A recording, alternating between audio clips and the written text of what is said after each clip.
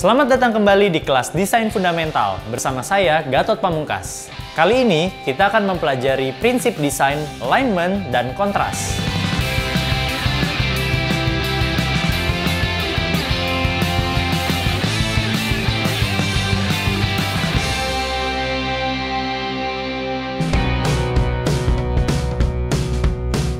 Alignment atau penjajaran elemen-elemen dalam layout merupakan hal yang sering kita lakukan dalam membuat desain. Apapun bentuk desain yang kita kerjakan, kita pasti akan dihadapkan untuk memilih penggunaan alignment yang tepat.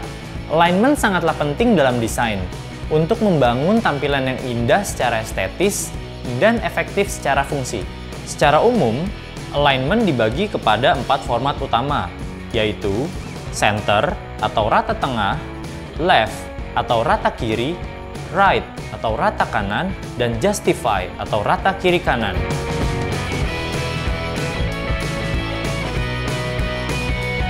Center alignment dalam desain biasanya digunakan untuk menampilkan keseimbangan dan fokus pada desain yang tidak memiliki banyak konten atau item.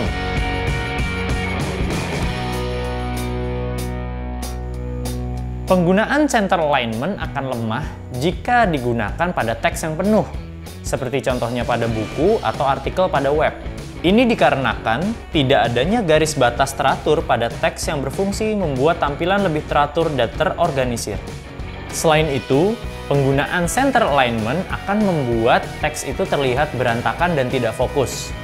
Sehingga, audiens akan cenderung merasa kebingungan untuk menangkap apa isi pada teks tersebut. Left alignment atau rata kiri adalah standar penggunaan alineat teks untuk konten yang memiliki banyak teks.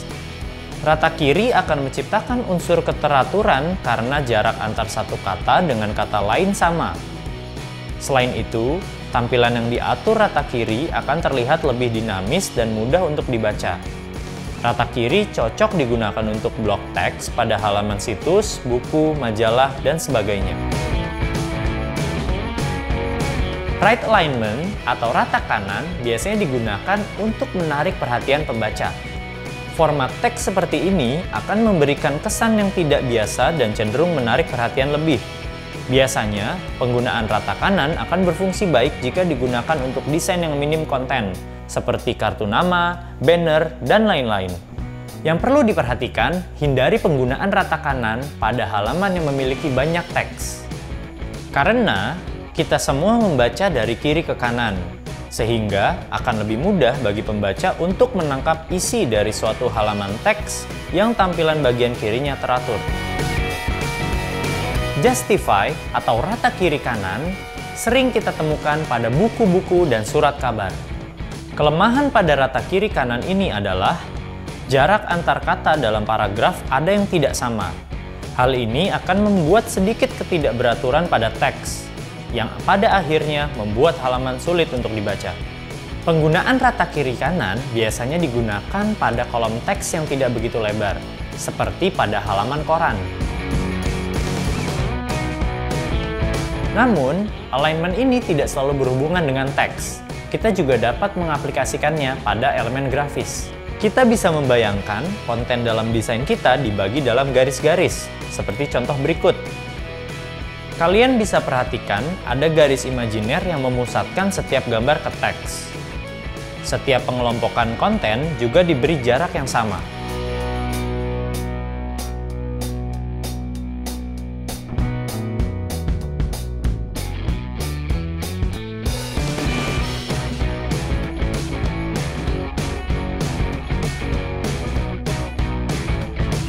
Perhatian terhadap hal detail seperti inilah yang membuat komposisi kita lebih mudah untuk dipahami.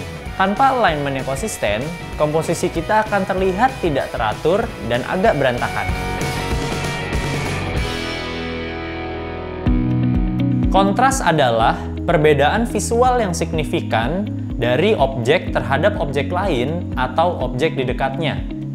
Biasanya, kontras digunakan untuk menciptakan pusat perhatian atau juga memberi penekanan pada sebuah elemen. Dengan memberikan kontras pada elemen tertentu, pandangan audiens akan tertuju pada informasi yang lebih penting daripada informasi lainnya. Hal ini perlu dilakukan agar pesan dapat tersampaikan secara lebih efektif. Jika hal itu tidak dilakukan, maka yang terjadi adalah komposisi desain yang terlihat ramai atau sesak. Karena masing-masing elemen desain saling bersaing merebut perhatian pembaca. Akibatnya, dapat terjadi distorsi informasi dan pesan tidak tersampaikan dengan baik. Ada beberapa cara untuk menerapkan prinsip kontras pada desain kita. Yang pertama, kita bisa mengkombinasikan warna dengan value yang berbeda. Sebagai contoh, kita bisa menggunakan warna yang gelap dikombinasikan dengan warna yang terang. Di sini, kita bisa menggunakan teks dengan warna terang yang dikombinasikan dengan gambar latar yang berwarna gelap, atau bahkan sebaliknya. Selain dengan value, kita juga bisa menggunakan skema warna tertentu yang sudah kita pelajari di sesi sebelumnya untuk menciptakan kontras pada desain kita. Kita bisa menggunakan skema warna complementary, split complementary, atau juga skema warna triadic. Kita sudah pernah membahas tentang temperatur warna di sesi sebelumnya. Kita bisa mengkombinasikan warna hangat dengan warna dingin. Seperti pada contoh berikut ini, penggunaan warna latar berwarna biru yang bersifat dingin mampu membuat foto objek dan tombol yang berwarna kuning menjadi lebih menonjol. Kombinasi lainnya adalah kita dapat menggunakan perpaduan intensitas warna, di mana warna dengan saturasi yang lebih tinggi kita padukan dengan warna dengan saturasi yang lebih rendah. Pada contoh berikut ini, teks berwarna oranye yang bersaturasi tinggi menjadi lebih menonjol ketika digabungkan dengan latar yang berwarna hijau dengan saturasi rendah. Kalau kalian perhatikan desain ini menggunakan skema warna complementary, dengan mengubah intensitas warnanya, kita bisa membuat kombinasi warna kontras yang tidak biasa. Kita juga dapat menerapkan prinsip kontras dengan menggunakan kombinasi font dan style yang berlawanan. Kombinasi style font berikut ini bisa kalian jadikan referensi. Bold dengan thin, regular dengan oblique, monospace dengan condense, straight dengan curve, huruf sambung dengan huruf lepas, huruf kecil dengan huruf kapital, dan lain sebagainya. Beberapa contoh yang sudah kita pelajari tadi hanyalah sebagian dari banyaknya prinsip kontras yang ada. Kalian juga dapat bebas untuk mengeksplor dan menciptakan gaya kontras kalian sendiri. Yang perlu kalian ingat adalah jangan pernah ragu untuk mencoba.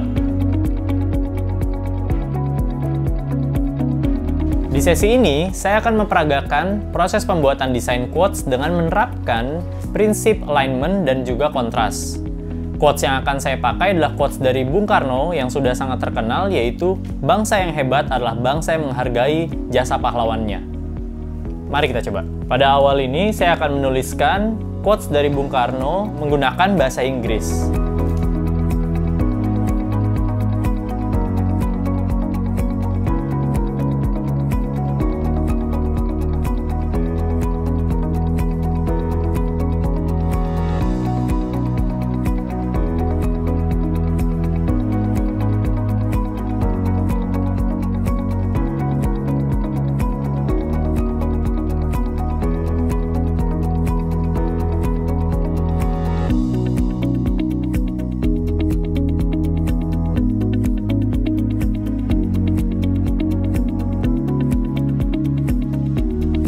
Di sini saya sudah membuat quotes dari Bung Karno dengan penggunaan font jenis sans serif dan juga jenis script. Di sini kita bisa lihat untuk beberapa kata saya berikan pemilihan font jenis tebal dan juga saya buat kapital sebagai highlight pesan yang ingin disampaikan dalam quote tersebut.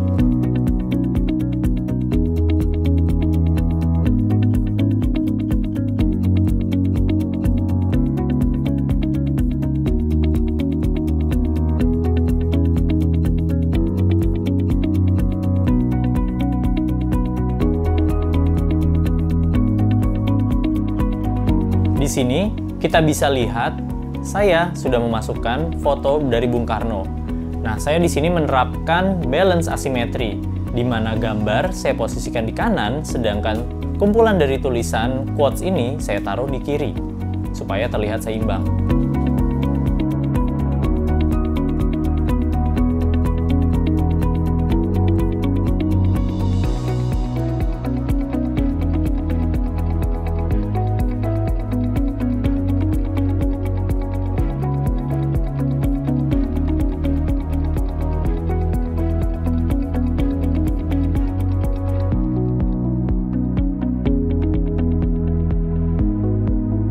Sekarang kita bisa lihat dari desain quote yang sudah saya buat, saya berikan skema warna komplementer hijau dan merah, di mana foto Bung Karno yang tadinya hitam putih, saya berikan nuansa kehijauan, sedangkan untuk beberapa kata yang saya ingin highlight, saya berubah menjadi warna merah. Dan agar terlihat lebih menarik, saya berikan masking pada kotak berwarna putih agar terlihat melewati belakang dari tangan Bung Karno. Dengan demikian, tulisan yang sudah saya buat terlihat lebih menyatu dengan foto Bung Karno. Selanjutnya, di tahapan akhir, saya akan memberikan tekstur pada desain quote yang sudah saya buat.